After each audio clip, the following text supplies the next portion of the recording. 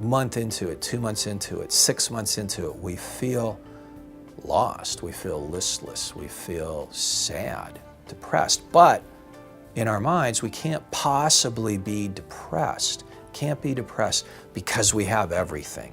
We have everything that we were thinking of day in and day out for years and years and years. And a lot of people hit retirement really hard, right out of the blocks, sort of that sugar high, and things are going great for 6 months or a year, and then you'll see sort of that dip into sort of a melancholy mood, if you will.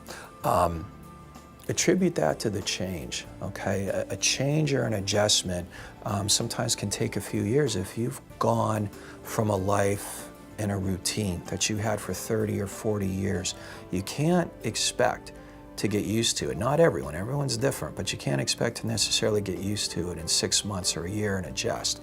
Just because one has, quote, everything now, what they lived and dreamed for, that huge change, because it's a loss, for better or worse. Maybe the old lifestyle was very stressful, but it was a routine.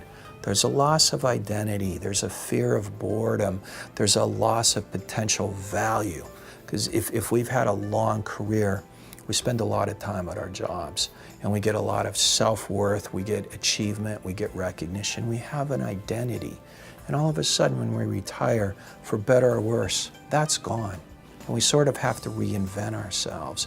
And again, some people are very successful at doing that, and it just flows. And other people don't really have an appreciation of how much they've lost, and that can be significant. And again, that can lead to depression.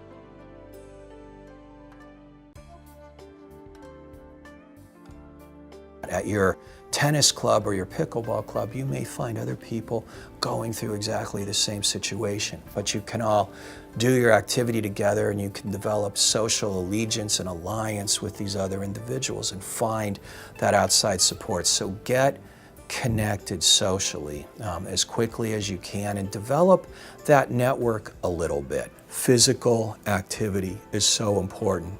It's important for mental health, it's important for physical health.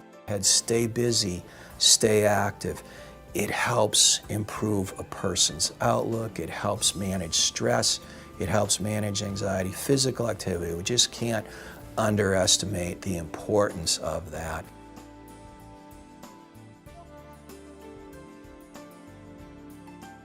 You're doing all of the right things, but it's getting tougher and tougher to get that exercise. The energy is low.